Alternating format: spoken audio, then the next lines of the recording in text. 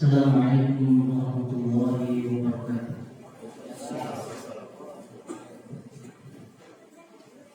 Alhamdulillah, nahmaduhu wa nasta'inuhu wa nastaghfiruh wa na'udzu billahi min shururi anfusina wa min sayyiati a'malina. Man yahdihillahu fala mudilla lahu wa man yudlil fala hadiya lahu. Asyhadu an la ilaha illallah wahdahu la syarika lahu wa asyhadu anna Muhammadan sallallahu wasallam alaihi wa ala alihi wa ashabihi wa man tabi'ahum hudahum ila yaumiddin. Ya ayyuhalladzina amanu taqullaha haqqa tuqatih wa la tamutunna illa wa antum muslimun. Ya ayyuhan nas ittaqu rabbakum alladzi khalaqakum min nafsin wahidah wa khalaqa minha zawjaha wa batha minhuma rijalan katsiran wa nisaa'a. واتقوا الله الذي تساءلون به والارحام ان الله كان عليكم رقيبا. يا ايها الذين امنوا اتقوا الله وقولوا قولا سديدا يصلح لكم اعمالكم ويغفر لكم ذنوبكم ومن يطع الله ورسوله فقد فاز فوزا عظيما. اما بعد فان اصدق الحديث كتاب الله وخير الهدي هدي محمد صلى الله عليه وسلم وشر الامور محدثاتها وكل محدثه بدعه وكل بدعه ضلاله وكل ضلاله في النار. معاشر الاخوان والاخوات المسلمين والمسلمات رحمكم الله. Pertama-tama puji dan syukur kita persembahkan kepada Allah Azza wa Jalla yang di kesempatan sore hari ini Allah masih melimpahkan rahmat dan karunia pada kita semua. Dan patut kita syukuri Allah Subhanahu wa taala masih mempertemukan kita di salah satu teman-teman surga Allah Subhanahu wa taala dunia ini. Mudah-mudahan kita semua masih diberikan perlindungan Allah Subhanahu wa taala. Dan juga salawat serta salam semoga tercurah limpahkan kepada Nabi kita Nabi Muhammad sallallahu alaihi wasallam beserta keluarga, para sahabat, tabi'in, dan kita semua mudah-mudahan termasuk orang-orang yang betul-betul konsisten sebagaimana Nabi SAW yang setia mengikuti sunnahnya. Karena umat yang sesungguhnya atau umat sejati adalah umat yang betul-betul mengikuti sunnah Nabi SAW, bukan hanya mengakui bahwa dia adalah umat Nabi, tapi juga merealisasikan pengakuan tersebut dengan al-ittiba'. Dan itu sebagaimana Allah Ta'ala firmankan dalam Al-Quran, "Qul in kuntum tuhibbunallaha fattabi'uni yuhibbukumullah." Semoga dengan mengikuti apa yang diamalkan oleh kita Muhammad sallallahu alaihi wasallam, maka buah yang akan kita petik, kita akan mendapatkan cinta dari Allah Subhanahu wa taala. Ma'asyiral ikhwan wa akhwat kaum muslimin wal muslimat rahimakumullah. Pada kesempatan kali ini insyaallah akan kita lanjutkan pembahasan kitab yang Mi'ahfil lil Mushkilat Az-Zawjiyah, 100 solusi dalam menghadapi problematika rumah tangga. Kemarin di pertemuan bulan yang lalu kita baru bahas 2 poin. Dan secara garis besar yang kita bahas atau tema umumnya adalah muskilat min qibal az-zawj, yaitu problematika yang muncul dari pihak suami dulu. Nanti setelah selesai dari pihak suami, nanti kita bahas problematika yang muncul dari pihak istri. Jadi supaya adil. Jadi jangan hanya dari para bapak-bapaknya saja, ibu-ibunya nggak dibahas. Insya Allah kita bahas dari dua belah pihak.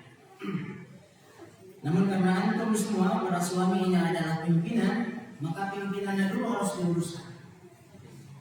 Kalau umpamanya satu bis itu oleng, ya, atau masuk ke jurang atau apapun insiden yang terjadi kepada satu kendaraan, pasti yang ditanya pertama supir, ini kenapa supirnya mabuk atau dan lain sebagainya, kan? Nah demikian juga dalam awas dalam bahtera rumah tangga. Pimpinannya dulu yang akan kita bahas. Baik, kalau boleh kita ulas dua masalah kemarin.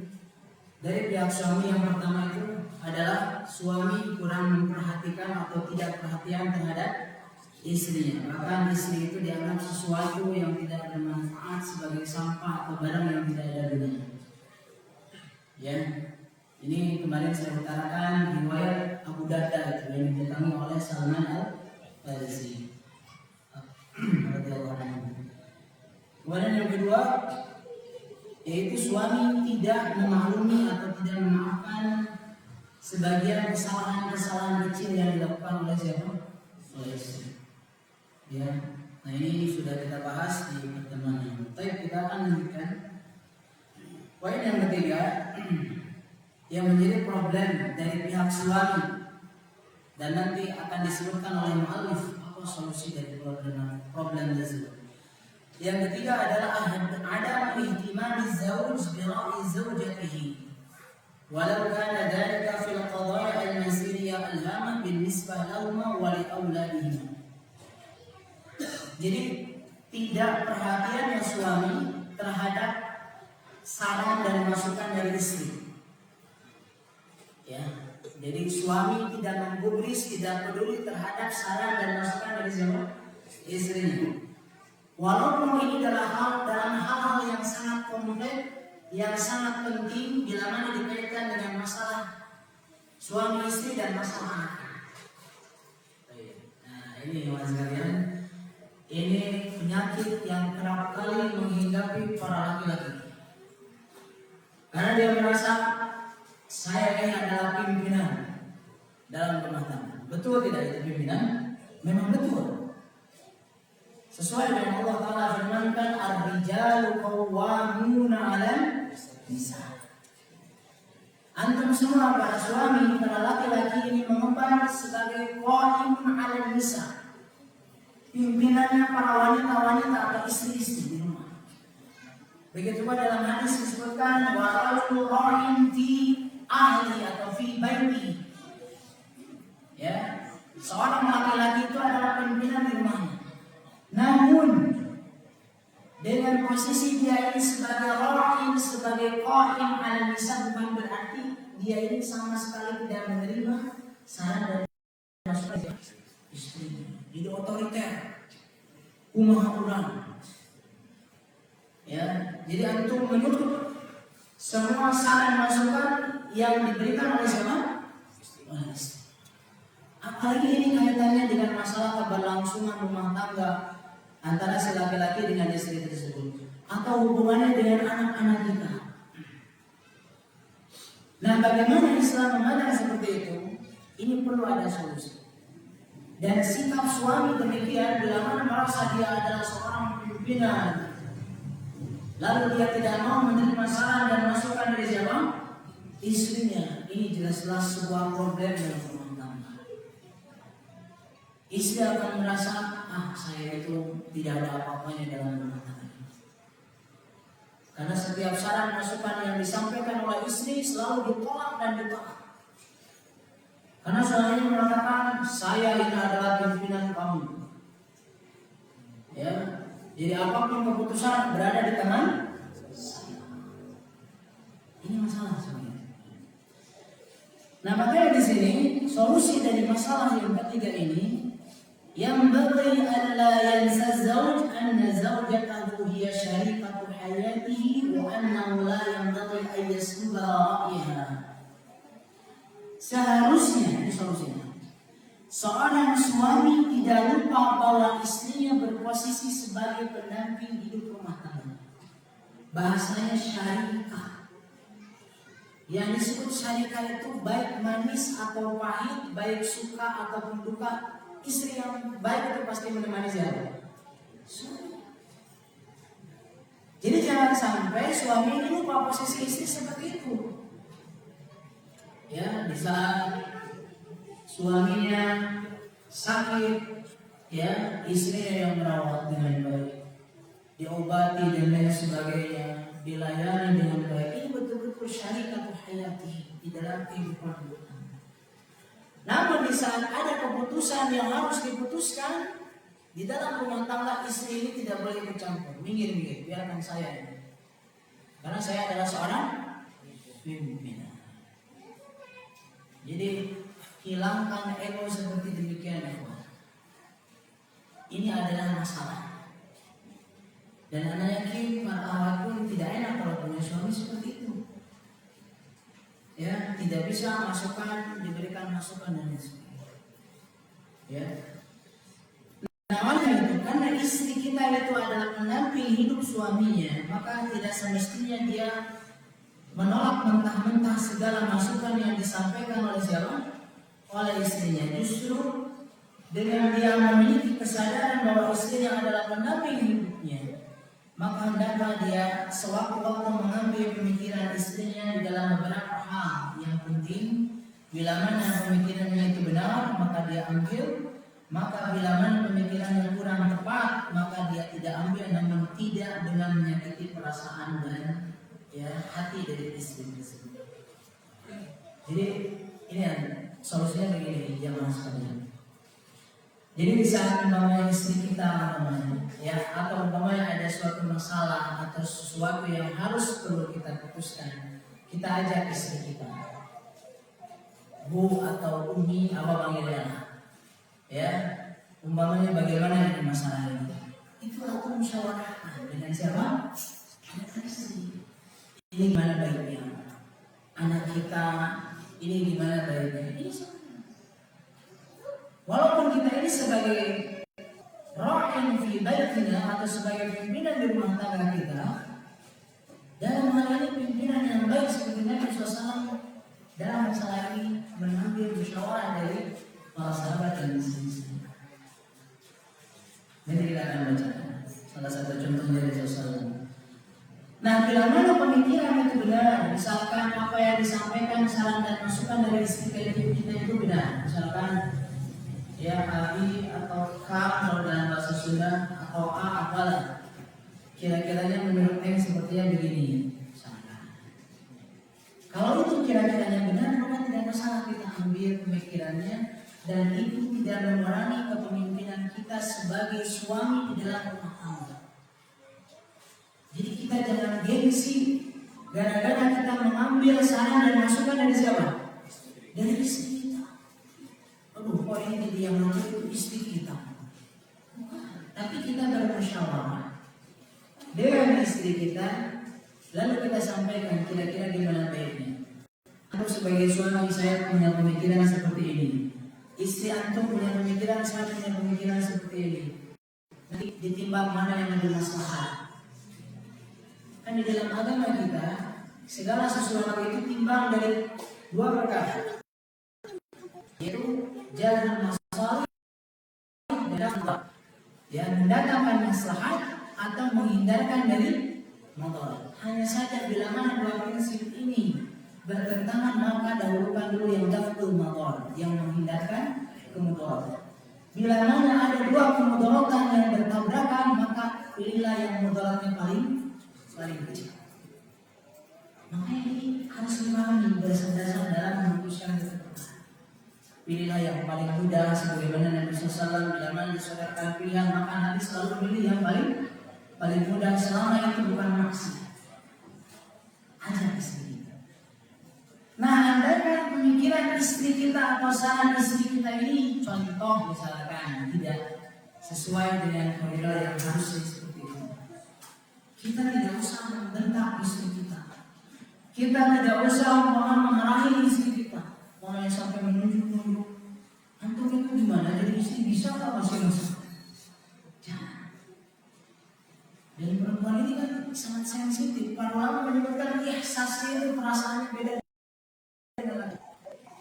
Ini diyakini oleh para ulama demikian dijelaskan. Nah, oleh karena itu, bila mana masukan dari istri kita ini contoh yang tidak sesuai dengan yang semestinya dijalankan, tidak sesuai dengan aturan, tapi dia memberikan masukan, andaikan kita tidak ingin menerimanya, maka kita tidak usah melarangnya. Kita dengan bahasa yang halus, harusnya begini.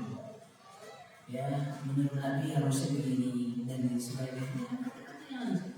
Dan ini ikhwan dan awak yang dirahmati Allah Subhanahu wa taala, ini kiranya si istri ini tidak akan kecewa di saat dia saya menyampaikan apa? Saran dan masukan, ternyata suami saya memiliki pemikiran yang lebih baik. Dan ini tidak masalah. Ya, baik. Dan Allah Subhanahu wa taala memuji hal ini di dalam Al-Qur'an, di dalam surah Asy-Syura ayat 38 Allah berfirman, "Wa amruhum syura bainahum." Allah berfirman tentang bahwa orang-orang beriman itu selalu memusyawarahkan apa? urusan mereka. Baik.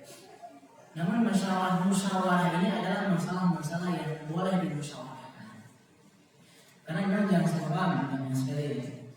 Ada hal-hal yang memang tidak perlu dimusyawarahkan kalau memang sudah ditegakkan aturan Allah dan Rasul. Misalkan namanya, ya bila mana ada sesuatu yang umpamanya kata Allah dan Rasulnya menurut kitabnya dan as-sunnah seperti itu, maka kita tidak perlu musyawarah.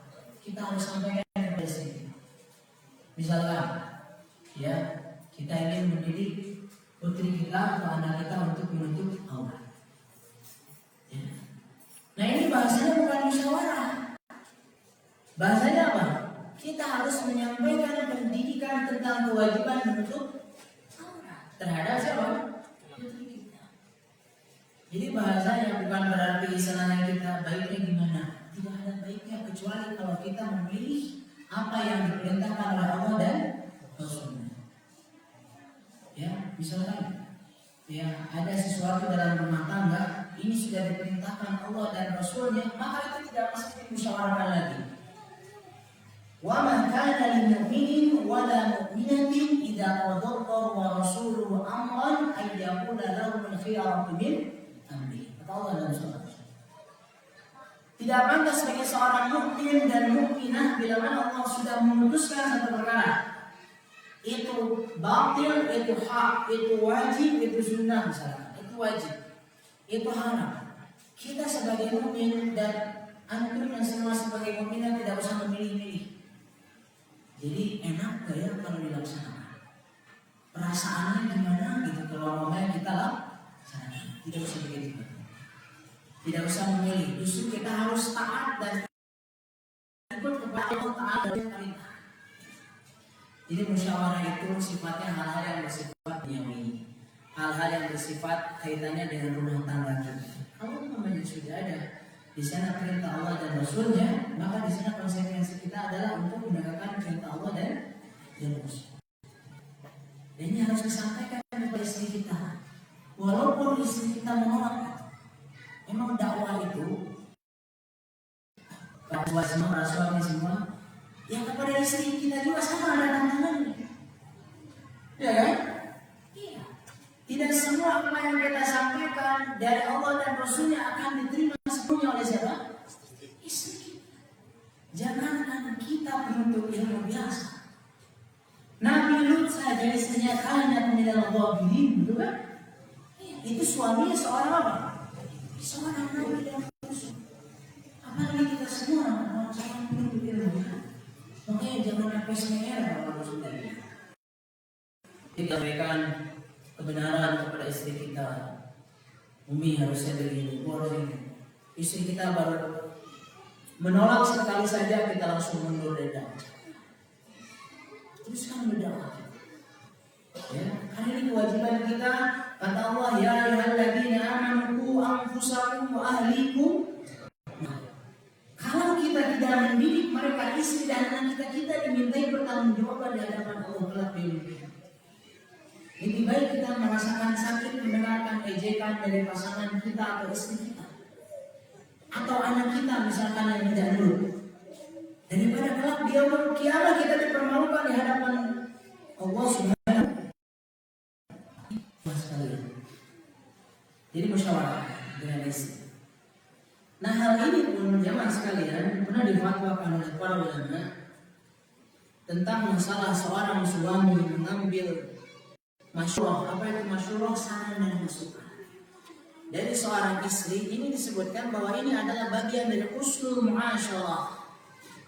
Ini bagian dari husnul muasyarah. Allah memerintahkan kepada kita dalam Al-Quran, ashiruhunna bil ma'ruf. Di antara ma'asyara bil ma'ruf ternyata menurut para ulama, namanya ada satu urusan itu kaitannya dengan suami atau istri, kemudian berkaitan dengan anak kita, ya. Lalu itu perlu dipecahkan bersama. Ini salah satu wujud muasyarah dengan baik dengan ma'ruf adalah memusyawarahkannya dengan siapa? Dengan istri.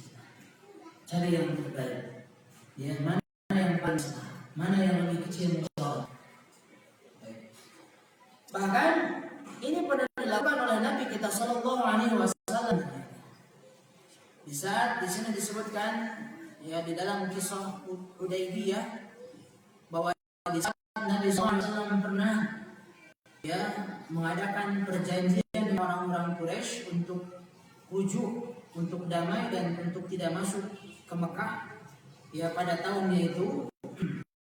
Rasulullah Shallallahu Alaihi Wasallam itu mengambil salah seorang pemikiran dari istri beliau yaitu Ummu Salamah. Ummu Salamah radhiyallahu anha. Ummu Salamah mengatakan kepada Nabi, "Ya Nabi Allah, atuhibbu dzalik? Ukhruj summa la takallam ahadan minhum kalimatan hatta tanhura badanak wa tad'u khalikaka fayakhluqu halikaka fayahluka falamma fa'ala dzalika qamu fanaharu." Nah, bahkan Ibnu Hajar dalam Fathul Bari ya menyebutkan bahwa Nabi SAW mendengarkan saran dari Ummu Salamah. Silakan keluar, tidak usah berbicara satu kalimat pun dengan orang manapun sehingga engkau membeli kamu, lalu engkau memanggil seorang yang akan mencukur rambutmu, dan itu dilakukan oleh Nabi. Itu atas saran istri beliau yaitu Ummu Salamah. Jadi Nabi SAW saja tidak keberatan menerima saran dari istrinya, apalagi kita orang biasa. Makanya begitu jemaah sekalian. Jadi jangan kita merasa egois ada orang laki-laki, masa laki-laki harus nurut sama perempuan.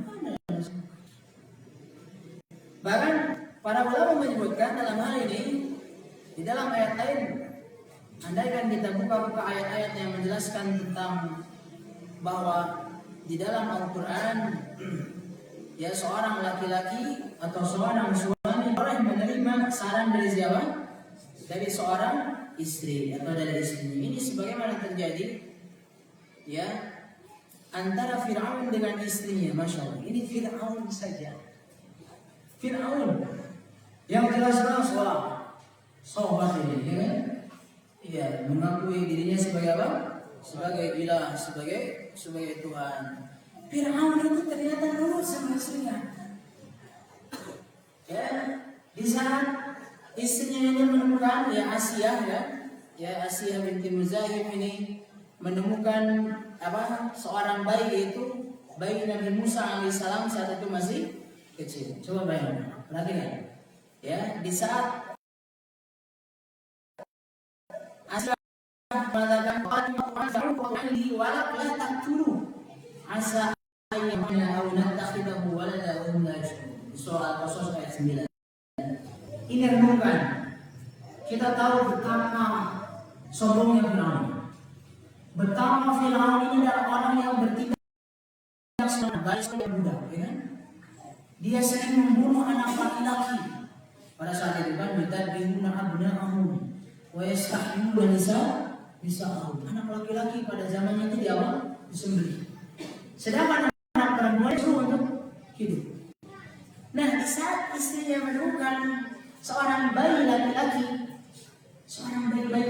lewat dibungkus pakai peti, pas dibuka oleh siapa? Oleh Asia di hadapan Fir'aun. Ternyata anak itu adalah bayi laki-laki. Coba bayangkan. Fir'aun saja di saat istrinya ya qurratu 'ainin li wa ini jadi penyejuk hati saya dan engkau wahai suamiku. Kata siapa? Jadi istrinya itu senang lihat bayi ini, masya Allah senang.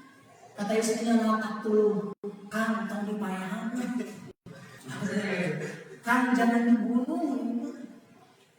Walaupun kita tidak tahu bahwa ini dari kalangan Bani Israel. Ternyata memang betul kan?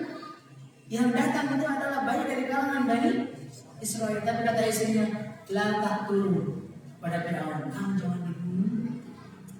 Ya, asa ayam fa'ana au nattakhidahu walada. Mudah-mudahan kita bisa memanfaatkan anak ini atau kita angkat saja jadi anak. Kata siapa? Istrinya pada suaminya memang. Apa ya akhirnya? Nurut. Firaun pun nurut kepada saran siapa? Istrinya. Makanya kalau anda tidak nurut berarti lebih dari Firaun. Iya kan? Firaun aja nurut sama istrinya. Boleh ya? Boleh. Ya, jadi dibunuhlah. Sampai akhirnya 30 tahun kan dibesarkan di sana. Firaun tidak tahu bahwa itu adalah seorang musuh. Ya, jadi kita nggak usah lihat Firaun, yang lihat di sini interaksi antara Firaun dengan istrinya. Firaun saja mengikuti saran dan masukan dari istrinya, karena memang mereka berdua ini tidak memiliki anak. Jadi ingin punya anak, kebetulan lewat di depan sungai Nil pakai peti, wah ini betul-betul qurratu ainin. Jadi jangan dibunuh. Nah ini. Jadi banyak syawahid ayat-ayat termasuk hadis-hadis yang menjelaskan bahwa suami baik itu adalah suami yang bila mana ada masalah yang perlu musyawarahkan istrinya musyawarah. Bila mana ya saran dan masukan istri itu benar dan baik, ambil saja. Bila mana tidak umpamanya tepat, tidak sesuai dengan, maka kita tidak mengambilnya, tapi tidak dengan mengecewakan atau menyakiti perasaan istri. Itu poin yang ketiga ya sekalian. Saya ulang. Apa itu? Tidak, ya suami tidak memperhatikan atau tidak memberi saran dan masukan siapa? Istri dalam urusan-urusan penting berkaitan dengan rumah. Kita lanjutkan dengan sekalian. Ini masih banyak sebenarnya, 100. Kita bahas baru 10 juga belum. Yang keempat adalah minnatur rajuli ala zawjatihi fima yuqaddimu laha min al-huquq. Nah, ini juga sering kali seperti itu. Jadi disebut minnah ini, suami ini kadang menyebut-nyebut pemberiannya atau kewajiban menafkahi kepada istrinya. Disebut-sebut. Ya, jadi dalam bahasa Arab disebutnya al-man. Jadi kalau antum memberi sesuatu kepada istri sendiri apa? Disebut-sebut. Ya, seperti itu. Ternyata ya mas sekalian, ini adalah sifat yang buruk. Jangankan dari sisi suami terhadap istrinya, dari sisi orang beriman secara umum kita tidak boleh memiliki sifat alman. Alman ini kita menyebut-nyebut pemberian di saat kita memberi sedekah kepada orang lain. Allah ini kata Allah, ya ayyuhalladzina amanu la tubtilu shadaqatikum bil manni wal. Allah marah. Orang yang mengeluarkan alman itu tidak menyebut ini. Misalkan, kemarin anak antum diberi antum mau sedekah. Misalkan, itu nggak bakalan bisa. Tidak. Kata Allah, batal. Terhapus kalau kita. Apa bedanya dengan kalladzi yunfiqu malahu ri'an? Sama saja kita ini lihat. Ya, menyebut-nyebut pemberian itu. Atau namanya al-adha ini ya, para mufassir menyebutkan kita memberi tapi sambil menyakiti orang yang diberi. Makanya hati-hati. Ya, walaupun kita ini adalah memberi orang lain, kita sebagai aliyah memberi ya, kita adalah tamu di atas. Tapi jangan sampai di saat kita memberi kepada orang sambil menyakiti hati orang yang diberi. Makanya Allah di dalam ayat-ayat tentang sedekah, daripada kita memberi sambil menyakiti, atau kita memberi lalu kita ingin disebut-sebut atau ingin melihat, kata Allah, qaulun ma'ruf wa maghfiratun khairun min shadaqati yatsba'uha adza. Daripada kita masih kemarin dijejelai gitu ya, kata orang sudah dibicarakan terus, tiap ketemu sama orangnya selalu kita ingin ungkap. Ingat gak anak pernah ngasih ke antum ini? Ingat gak? Ya kan? Pahalanya sekali kita udah situ. daripada memberi dengan cara seperti itu, lebih baik qaulun ma'rufun wa maghfirah. Lebih baik kita ini berkata baik, berkata sopan dan penuh maaf. Jadi Allah membandingkan. Ada orang yang memberi tapi ingin disebut-sebut, ya berarti ini kata-katanya tidak baik. Ada orang yang tidak memberi tapi kata-katanya apa? Baik, dia memberi maaf, dia kata-katanya sopan. Ini lebih baik. Ya. Tapi bukan begitu juga, namanya gak usah kasih aja kalau kita sama. Yang lebih baik kita memberi tapi katakanlah baik. Begitu mafhumnya. Jadi hati-hati mas kalian. Jangan sampai namanya kita memberi tapi ingin disebut. Ini tidak baik. Ya, ini kita bahas secara menurut. Baik. Bahkan di sini disebutkan dalam beberapa penjelasan yang tentang sifat al-man. Ya, sifat al-man. Yaitu al-man itu di saat kita memberi lalu kita ingin disebut-sebut, ini bahkan termasuk salah satu hal yang akan menjadikan seseorang ya di yaumul kiamah tidak akan dipandang oleh Allah dengan pandangan rahmatnya. Di antaranya yang menyebutkan salasul la yanzuru ilaihim yaumal qiyamah wa la yuzakkihim. Di antaranya adalah al-mannan. Al-mannan. Al-mannan itu orang yang selalu ingin disebut-sebut apa?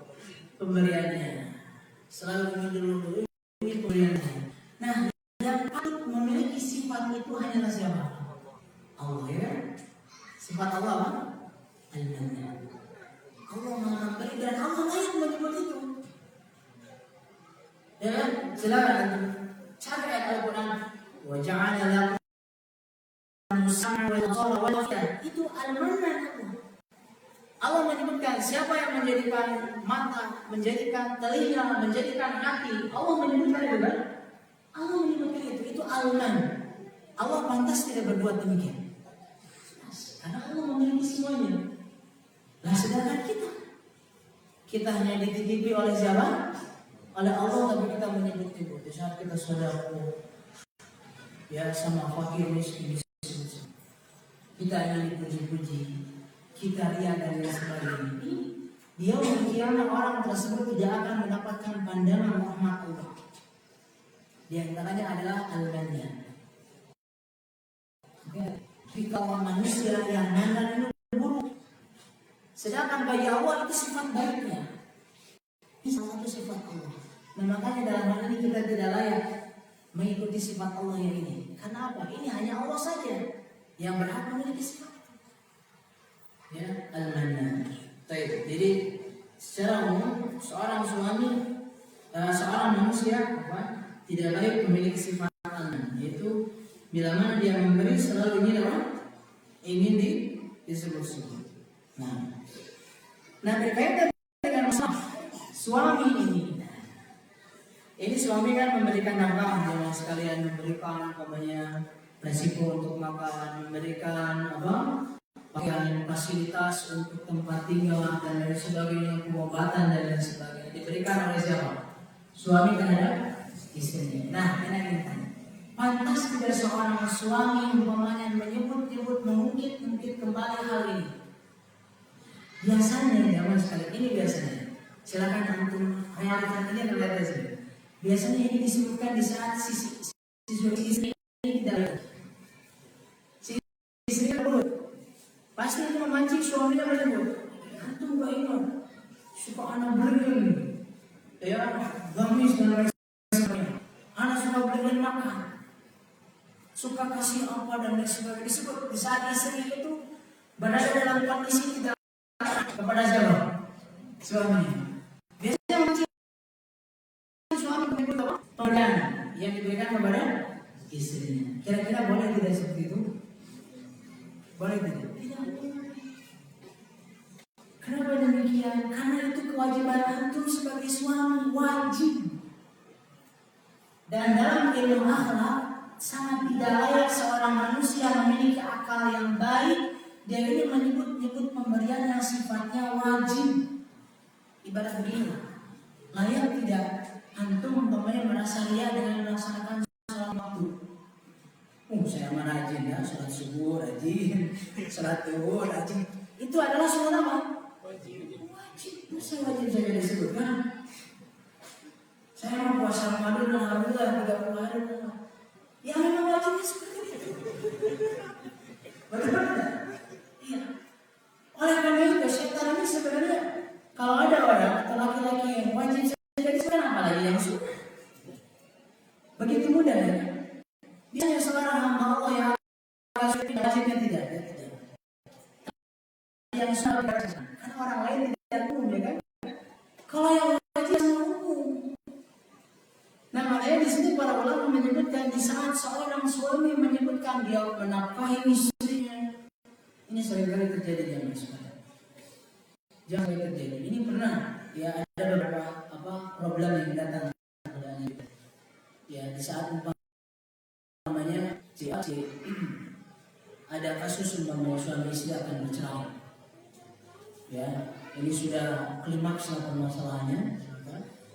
Ya, pada Allah ya tidak ada cara lain kecuali harus jalan cerai, pisah dan ya sudah mengambil tidak ada hakam di antara dua mediasi dan lain sebagainya, tidak ada selesai tidak ada apa. Nah, jangan sampai suami ini dia sudah pengen cerai. Ya, saya ini sudah menikah sama istri saya sudah 10 tahun. Saya satu hari ngasih resiko 100.000, dikalikan saya mau ganti rugi. Anda seperti itu bisa tidak boleh. Ya, ini bukan laki-laki namanya apa seperti itu. Berarti untuk sebagai suami ini ibaratnya apa? Ibarat memberikan upah kepada istri. Di saat adanya hubungan suami istri, adanya suami istri, maka suami wajib menafkahi siapa? Istrinya. Titik itu. Apapun di masa yang akan datang terjadi, suaminya mencerai istrinya, tidak usah nafkah itu diungkit-ungkit lagi. Karena itu kewajiban suami adalah istrinya. Dan ini kenapa terjadi? Pokoknya nominal sekian ratus juta saya tuntut mau kembali, kalau tidak saya tuntut ke pengadilan. Harusnya ya, jangan sampai seperti itu jemaah. Nah makanya di sini disebutkan ya bahwa seorang suami ya harus tahu dia ini akan dimintai pertanggungjawaban atau bertanggung jawab akan istrinya. Bahwa bila mana yang harusnya istri diberikan nafkah, ya? Nafkah materi dan nafkah non materi, istri kita ini harus dipenuhi. Kalau kita sebagai seorang suami tidak memenuhi salah satu hak istri, maka ini akan dimintai pertanggungjawaban dari Allah. Dan jangan sampai ini kan nafkah ini kan ada nafkah lahir dan nafkah batin, adalah hal yang umum. Bahkan antum di saat awal nikah di hadapan bapak petugas pencatat nikah yang suka dikata dulu beberapa menit ya, atau mamanya ikut penatalan sebelumnya dikasih sertifikat ya kan, ya, itu diberikan penjelasan ya bahwa kewajiban suami itu harus menggauli istrinya dengan baik, ma'asyarul ma'ruf, bukan hanya dari sisi materi.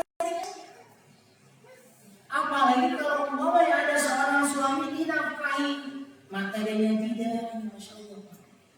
Jangan sekarang ini banyak suami yang tidak bertanggung jawab, tidak menafkahi siapa? Istrinya. Ini, Masya Allah. Nasallallahu alaihi. Ini fenomena yang sangat buruk. Apakah dia tidak menduga bahwa ini tidak akan jadi masalah? Tidak akan jadi masalah. Walaupun suaminya min ahli ibadah, min ahli dia akan dimintai pertanggungjawaban. Kenapa? Kebaikan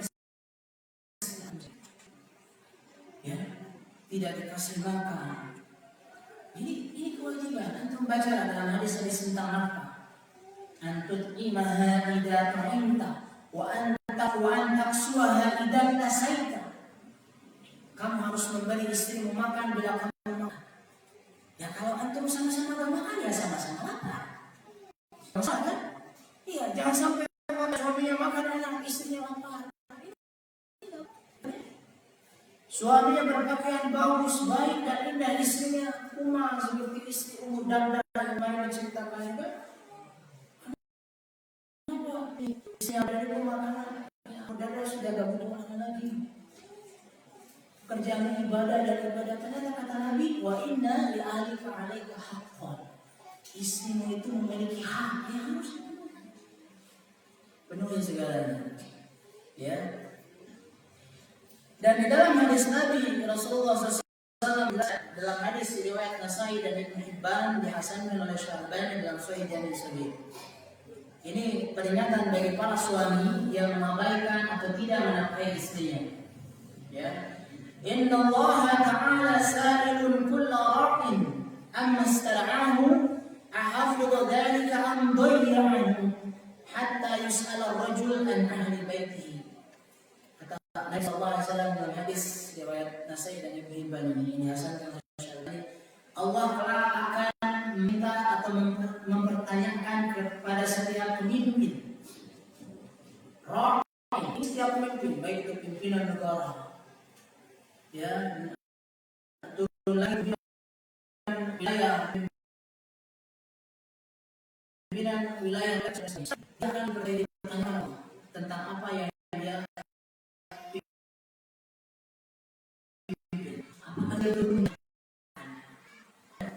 nah, sehingga kadang-kadang pertanyaan yang akan diakan pimpinan rumah tangga pas suami maka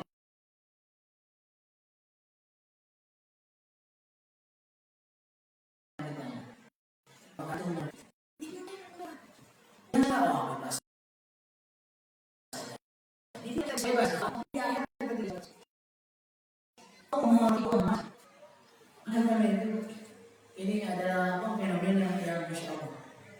Apalagi ini di saat umpamanya fenomena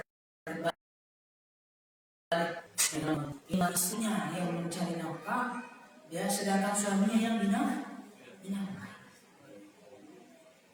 Sedangkan dalam Al-Quran kepemimpinan itu Allah menyebutkan ar-rijalu qawwamuna 'ala an-nisa' bima faddala Allahu ba'dahum 'ala ba'din wa bima anfaqu min amwalihim.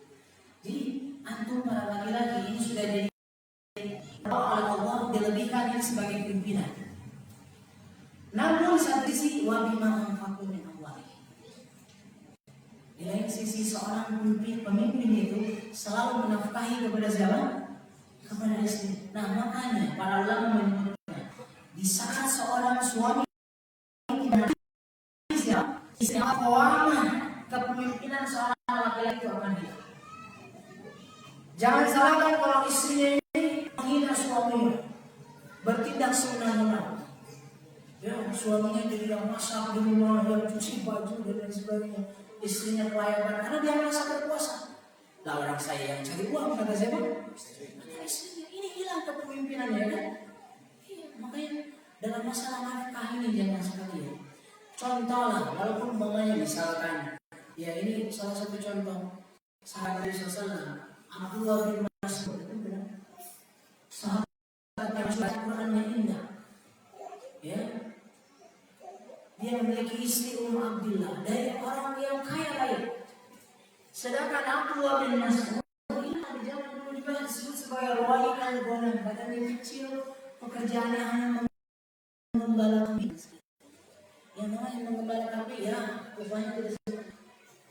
Beberapa kirat lah orang-orang dunia. Tapi apakah dengan seperti itu istrinya dari orang kaya raya, ya, memiliki penghasilan yang besar?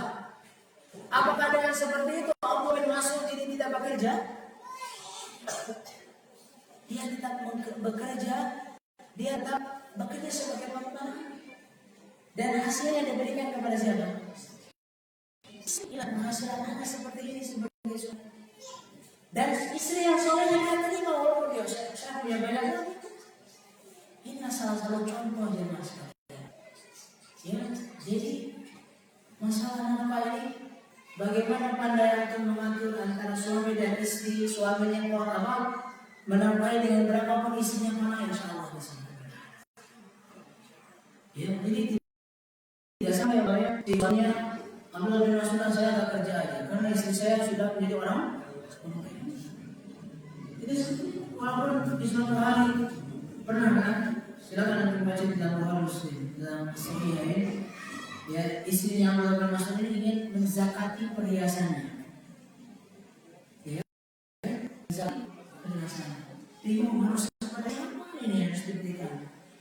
Akhirnya dia bertanya langsung kepada Rasulullah SAW. Kepada Nabi, kata Nabi SAW, tidak usah jauh. Nafkahkan atau berikan saja kepada siapa? Kepada suami. Kalau suami orang fakir, itu diberikan. Masalah dia mau diberikan lagi sama istri, yang jelas istrinya telah memberikan zakat emas atau perhiasan dari yang dia keluarkan. Jadi seperti itu. Ya, jadi ini salah satu contoh. Sekalian, di poin yang ini, seorang suami tidak layak menyebut-nyebut pemberian atau kewajibannya menafkahi istri, baik itu dalam kondisi baik-baik saja atau umpamanya ada masalah. Jadi bila suatu saat ada masalah antara suami dengan istri, jangan sekali-kali menyebut-nyebut nafkah yang telah kita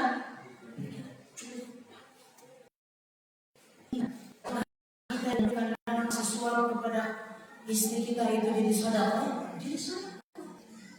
jadi kalau umpamanya kita mengingat kembali atau menyebut-nyebut kembali, berarti pahala sedekah itu rugi ya, namanya janganlah mengungkit-ungkit atau menyebut-nyebut nafkah yang diberikan kepada siapa? Kepada istri. Yang kelima, izdira'u zawjati wa ihtirariha amama awladiha atau amama ahli dhanna minhu anna hadha min kamali rujul. Nah, ini mungkin ada saja laki-laki seperti ini. Jadi seorang suami dia ini menyepelekan atau menganggap remeh istrinya di hadapan anak-anaknya atau keluarga si laki-laki, dan dia menduga bahwa perbuatannya itu adalah sebuah kelaki-lakian yang sejati.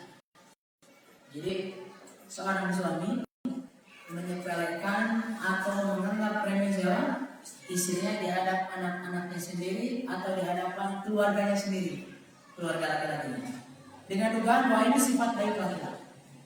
Ini adalah masalah. Kenapa demikian? Di sini disebutkan seorang suami solusinya harus mengetahui bahwa kemuliaan atau kehormatan istri itu adalah kehormatan suaminya. Maka sudah seorang suami menjaga perasaan istrinya, menjaga kehormatan istrinya di hadapan orang lain, khususnya di hadapan anak-anak, sehingga karismanya tidak luntur di hadapan mereka. Ya, ini coba ini sangat perlu diperhatikan. Janganlah kita ini menggiring satu permasalahan dengan istri kita. Ya, misalkan kita merendahkan diri, kita marah, ya, lalu kita mengucapkan kata-kata yang merendahkan istri kita di hadapan anak-anak kita.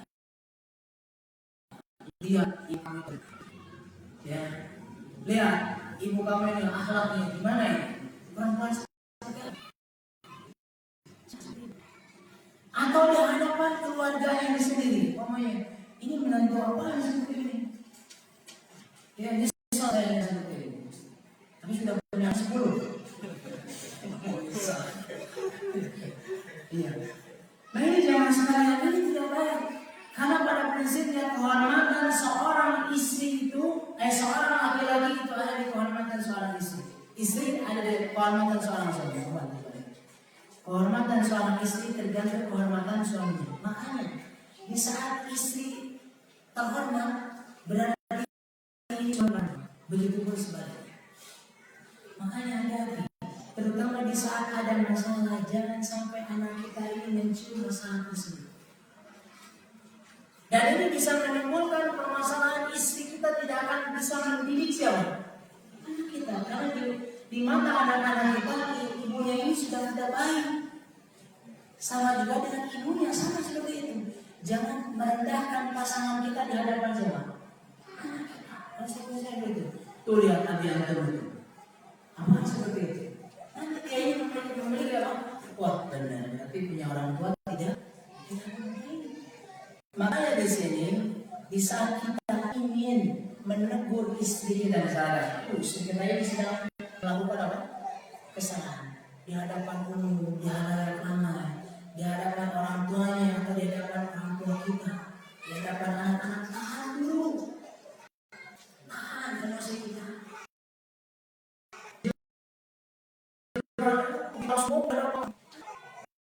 Ya, jadi kita tahan dulu setelah berdoa kita.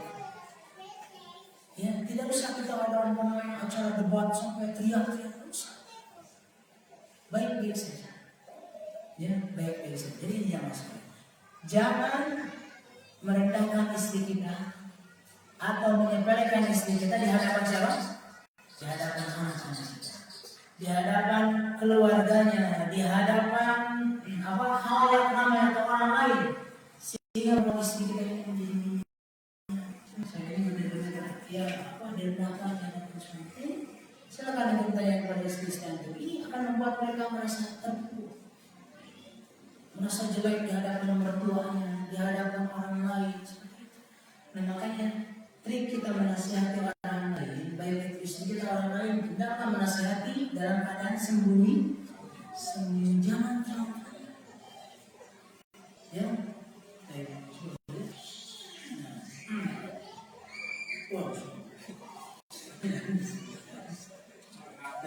Karena ini katanya masalah problematika rumah tangga, jadi ini dibatasi sekali. Insyaallah kita bahas. Kalau anak saya Allah akan jawab, kalau tidak ya akan jawab. Ya seperti itu. Mohon maaf, perihal nafkah lahir uang sebaiknya setiap hari atau gimana? Nah. Ini tidak disebutkan masalah siapa. Manajemen masalah di sini perlu antum pahami, baik itu suami atau istri. Yunfik du sa'atin min sa'ati. Seorang yang berkemampuan maka dia mengeluarkan nafkah sesuai kemampuannya. Jadi itu pada istri hendaklah tidak menuntut suaminya apa yang di luar kemampuan suami yang bisa. Jadi kalau memang berani suami hasilnya seperti itu maka terima. Ya. Nah masalah bagaimana, apakah setiap hari apa gimana? Tidak ada tuntunan yang pasti di dalam Al-Quran dan As-Sunnah harus setiap hari atau setiap bulan. Ya. Yang jelas seorang suami yang memberikan nafkah baik itu satu hari misalkan. Ini masalah. Ini ada perusahaan. Mau ngasih 3 bulan sekali ya silakan. Ya dengan nominal seperti itu. Mau ngasih tahun sekali, mau ini sekaligus masuk ke rekening, ya silakan saja. Jadi tidak ada tuntutan harus setiap hari atau setiap bulan, tidak. Yang jelas seorang suami wajib menafkahi siapa? Istrinya. Ini kebijaksanaan Allah, Ibu. Coba bayangkan. Kalau Allah wajibkan tiap hari, bagaimana yang tiap bulan? Betul kan? Iya, ini harusnya antum berpikir. Allah ini baik dan terusnya. Di sana tidak menurut harus tiap hari atau tiap bulan. Bagaimana yang gajiannya 3 bulan sekali? Ya, jadi ada kebebasan. Silakan antum musyawarahkan dalam hal ini. Misalkan seorang suami mana mau ngasihnya dalam hal ini sewajarnya. Silakan, yang jelas itu terpenuhi. Ya, jadi tidak ada tuntutan harus sehari atau sebulan. Bismillah. Apakah jika istri mengungkit kebaikannya kepada suami dalam rangka istri curhat kepada temannya? Ini sudah masuk curhat. Karena sedang kesal kepada suaminya, apakah amalan istrinya otomatis terhapus? Berarti ini sebaliknya yang dimaksudkan. Tadi suaminya ngomong kepada siapa? Kepada istrinya.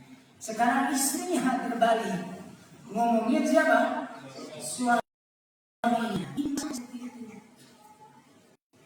Terkecuali ada kecuali tidak mutlak.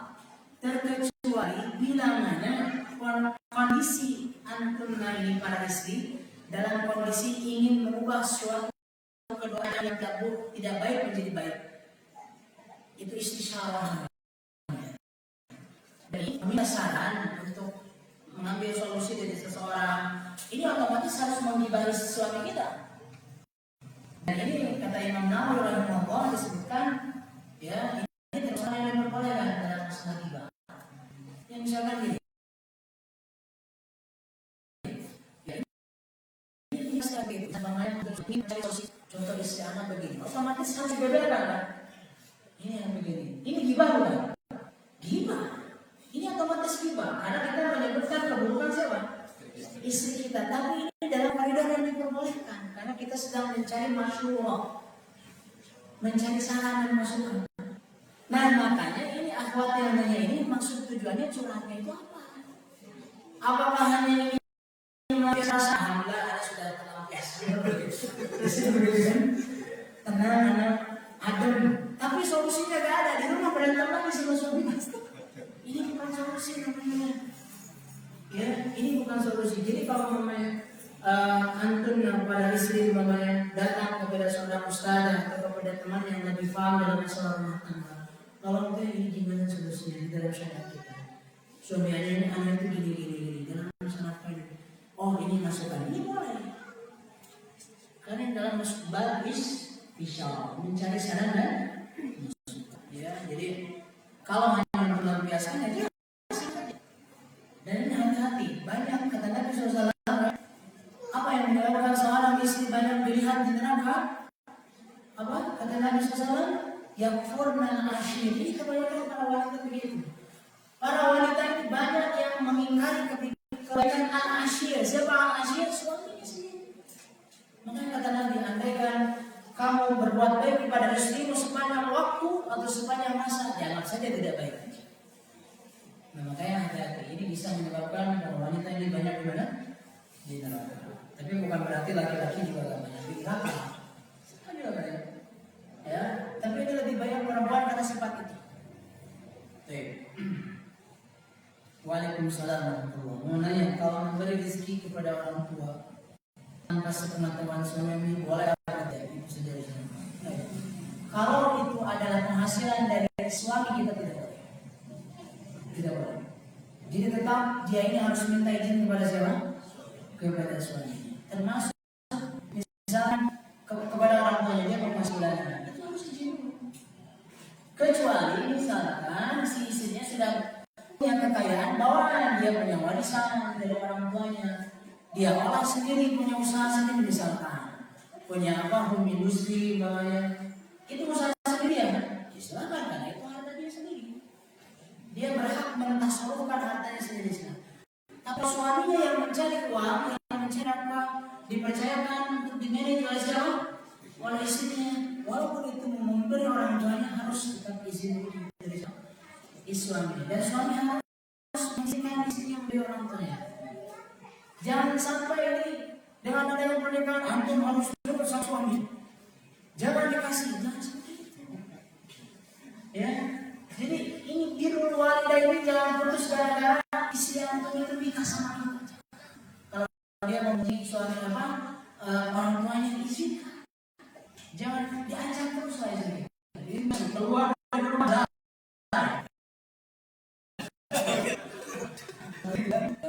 Jangan saja. Waalaikumsalam warahmatullahi wabarakatuh. Misalnya bagaimana jika suami lebih baik akhlaknya di luar dibanding akhlaknya di rumah? Bagaimana solusinya jika suami sering berkata kasar pada istri bahkan sudah tidak menolak perasaannya? Ya, ini pernah temukan di salah satu kitab pada yang dimusuhkan di dalam kitab Nailul Awtar. Ini adalah fenomena yang sangat buruk, apalagi ada di penuntut ilmu. Ya, dia ini bersifat tamaluk. Artinya dia ingin kelihatan baik di hadapan orang. Masya Allah, di hadapan orang lain suka ngasih dan lain sebagainya. Dari hamba. Lagi sedang meminta resiko harian 20. Ini pernah terjadi, jangan salah.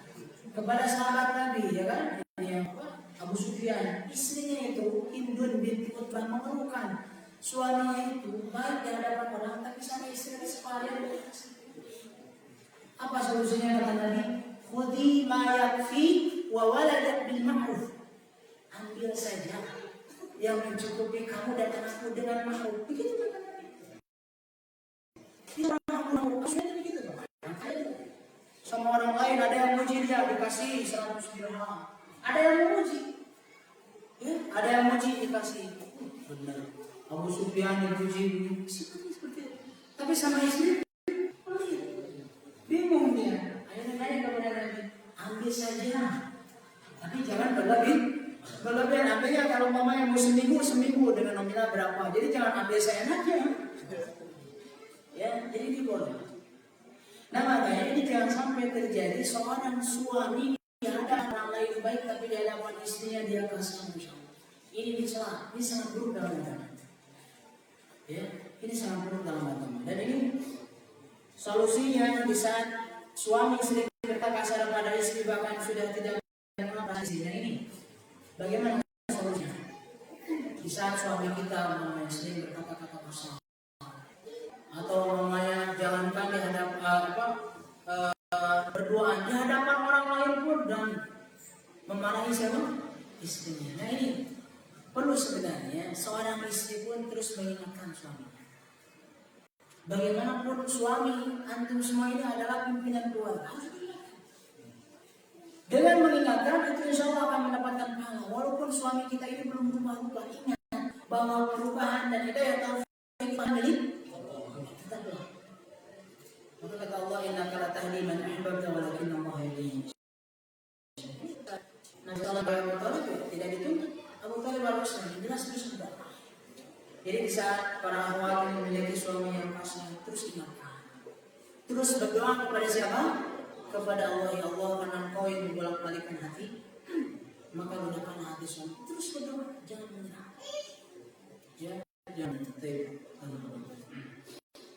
Yang terakhir, waalaikumsalam warahmatullahi wabarakatuh. Bagaimana cara bersikap seorang istri ketika mendapati suaminya mempunyai sifat karakter mudah marah? Apakah berdosa ketika waktu meninggikan nada bicaranya? Jangan. Ini kalau mamanya ya suara yang tinggi dibalas dengan suara tinggi, maka ini akan menimbulkan apa? Menimbulkan masalah yang apa? Yang semakin besar. Yang mungkin begini, ada para akhwat yang diuji oleh Allah Ta'ala dengan sifat suami yang temperamental, yang kesinggung sedikit marah, ada masalah sedikit sayurnya kurang-kurang marah, ada sampai beberapa hari bisa terjadi. Nah ini perlu diingatkan, ini ujian dari Allah. Kita kembali pada saat tadi, kisah Asia. Asia memiliki suaminya siapa? Fir'aun. Anda yakin suami antum tidak seburuk Fir'aun? Insya Allah. Jadi ini adalah paling terlarang di saat kenapa suami anak itu orangnya pemarah, temperamental. Sabar, ada dulu dari suami antum siapa? Ya boleh antum katakan kepada suami dengan pelan-pelan, mau mensejajarkan diri dengan Fir'aun. Ya. Jadi jangan kata-kata kasar dibalas dengan kasar. Misalkan suami kita yang berkata kasar, jangan dibalas dengan kasar. Kata Allah di dalam Al-Quran, idfa' billati hiya ahsan. Ini Allah memberitakan. Jadi jangan sampai yang buruk dibalas dengan yang balas dengan yang baik. Walaupun memang kita sakit hati pasti. Jadi memang jangan sekalian, kalau kita yang rumah tangga yang betul-betul sesuai yang diinginkan Allah dan Rasulnya, betul-betul harus bersabar dan harus betul-betul saling menasihati kebaikan. Dari Ikhwan, boleh langsung bertanya dengan Ikhwan.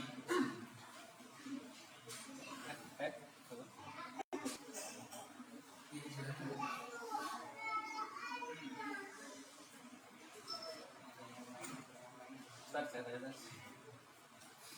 Ustaz, tadi disampaikan bahwa kalau kita menyebut-nyebut pemberian kita akan hilang. Bagaimana dengan dalam rangka kan sifat istri suka seperti itu, mendustakan kebaikan suami. Jadi pas ketika istri ngomong, tuh beli ini aku nggak pernah diberi, terus kita ngomong apa itu tas itu semuanya kita sebutin semuanya itu hilang kan? Karena dianggap nggak ada terus gitu misalkan.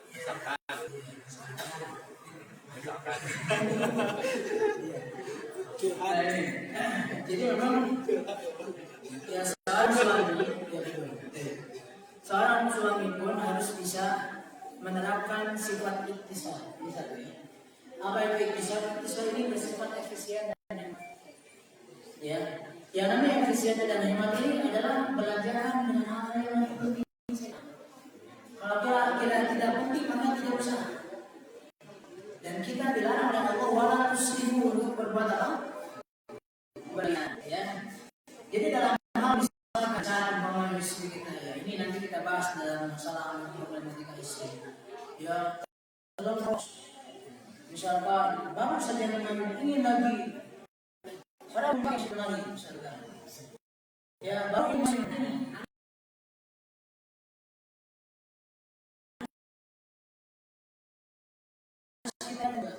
Kalau kita nanya ini bisa ada sebenarnya. Karena hakikatnya kalau boros satu suami akan lelah, yang kedua dia telah menambah. Karena kita tahu boros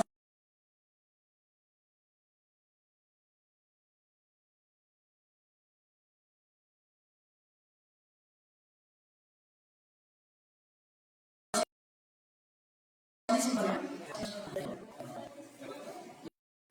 Kalau sodako atau minjemin duit ke orang gitu, itu harus jadi misalnya kita di uang sini, minjemin ke sini, gitu. Atau sodako ke sini, apa sendiri aja, apa harus kasih tahu? Sendiri kan suaminya. Jadi kalau suami, ya ini sebenarnya ada yang sifatnya itu yang baik. Yang baik, misalkan namanya suami punya uang, ya.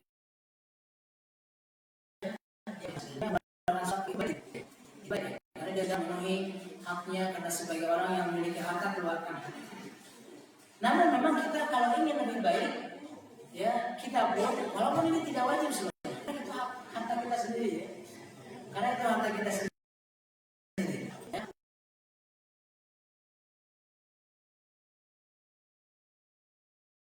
Walaupun yang tujuannya ya pada istri kita. Apalagi kalau mamanya istri, para ulama mengatakan gitu. Kalau istri dia ini punya usaha ya. Dia ingin mengeluarkan sedekah dari apa? Hartanya sendiri. Ini disebutkan dalam Subul Salam adanya pada Ibu Sunani salah bab nafkah itu, bahwa bagi seorang wanita sangat dianjurkan walaupun itu dari hartanya sendiri dia izin kepada siapa? Suami. Nah ini keseimbangan, suami pun alangkah baiknya demikian, tapi tidak wajib. Jadi ini adalah al-adabul hasan. Di saat kita namanya, Neng tadi itu masih ke fulana gitu.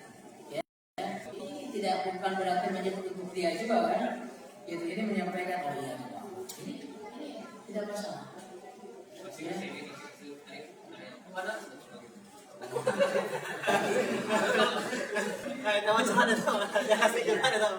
Ya kalau mamanya di sini, mamanya dikasih ya itu terserah suaminya silakan. Kasih lagi ya silakan. Ya gitu. Jadi memang kalau istri ya pemberian wajib ya jelas nafkah.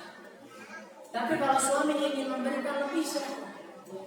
Istri pun senang kan? Ya jelas istri pun namanya. Ustaz, itu kan masalah sodakohnya ya.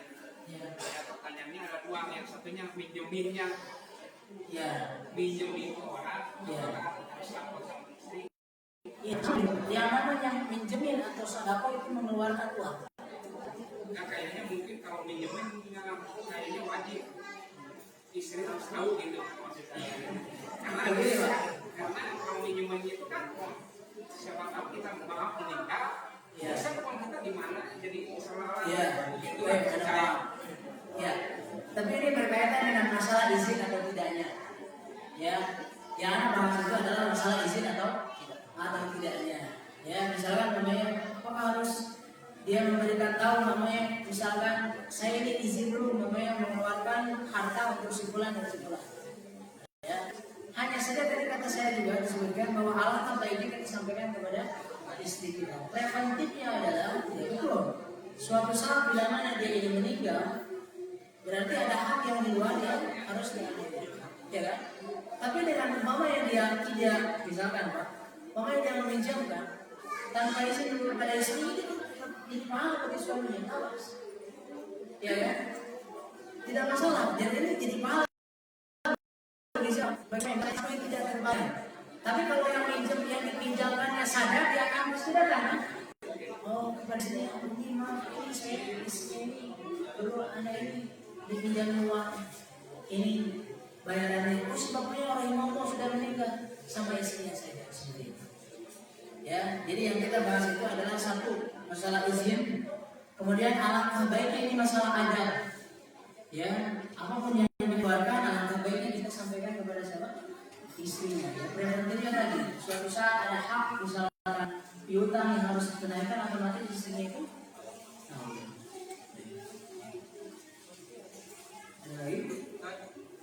Maaf. Lanjutkan yang baru ya. Kalau yang pertama kan keluar uang. Iya. Nah, kalau yang saya tanyakan Masuk uang. kita pendapatan nih. Iya. Kita pendapatan 1 juta. Iya. Banyak. Tapi kita sedikit dia sibuk misalkan. Tapi kita menyimpan itu dalam rangka untuk cadangan, untuk apa? Nah kita misalkan dalam bapak kalau juga kan kita yang di rumah ada kita kalau misalkan di luar kerja dapat dua contoh apa gitu. Itu seperti apa Ustaz? Kita istilahnya tukang sebut saling itu umurnya dalam istilahnya mah jadi kita menyimpan cadangan yang misalkan nggak apa gimana Nah ini, ya sebenarnya kalau umpamanya istri yang baik, ya sebenarnya kita jujur pun sebenarnya tidak masalah. Kalau kita memiliki akhlak yang baik, kita sebenarnya memang kalau keterbukaan itu sebenarnya lebih enak. Ya, kita terbuka atau kita jujur. Namun bila mana misalkan ada kalanya umpamanya suaminya ngasih gini, suaminya jadi gak kebagian apapun. Untuk umpamanya jadi suaminya masa harus pinjam sama temannya, padahal dia yang mencari uang, mencari nafkah. Nah ini bisa untuk siasati. Jadi kita mungkin bukan untuk mengkhianati istri kita ingin mencari kemaslahatan untuk diri kita sendiri, ya. Dan ini kita tidak niatkan untuk mengkhianati atau menyembunyikan fakta dari istri kita, dan kita tetap menafkahi siapa? Istri kita. Nah makanya ini berarti istri-istrinya hadir agar umpamanya suami antum jujur, maka berikan haknya juga. Jadi namanya ini penghasilan itu ini sebulan 10 juta namanya. Nah ini harus tahu ini kamu akan kamu bensin sekian hari gitu ya. Ya jadi bagi-bagi seperti untuk di rumah seperti ini. Ini kan enak kalau seperti ini dimusyawarahkan, jadi keuangan bulanan seperti itu. Insya Allah. Ya kalau pemain istrinya main masuk dompet suaminya, ya kering seperti itu. Nah ini berarti seorang suami ya. Dia ini benar mengambil tindakan agar dia pun terpenuhi haknya. Ya kalau bagaimanapun juga itu kewajiban juga ada. Ya kan? Berarti pakai kendaraan kalau memang kendaraan apa kondisinya jauh.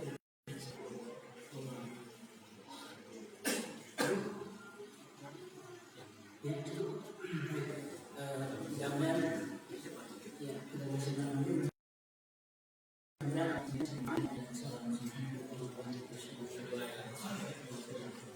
Assalamualaikum warahmatullahi wabarakatuh.